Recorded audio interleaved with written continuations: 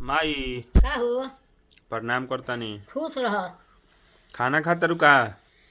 हाँ अब गत्ता खाए बैठल बानी। देखो ना आज कंपनी चालू हो गल बा, ड्यूटी जाए के बा। हाँ। दशहरा बीतल हटे।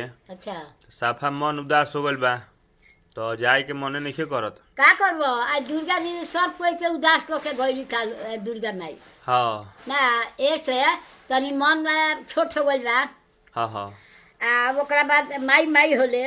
अब पूरा गाना बजाना हेने होने बाजत रहल तो मन लागत रहल। हाँ अब आज चार विदाई हो गई हाँ तो मन उदास हो गल कि गांव में उदास हुआ गई। हाँ। हाँ तो इहे कहनी है कि ये माई से तनी बतियाली फोन करके जे का करतारी। ठीक कल हो। ठीक बा खा नारियल के वक्त काम चल जाई। तो जाए के पड़ी, चालू भइल बा तो कंपनी जाए के पड़ी ना। अच्छा तनी उदास तो मन आइए गइल बा। ठीक बा खाना खा ल, बाद में फोन करम। माई माई होले।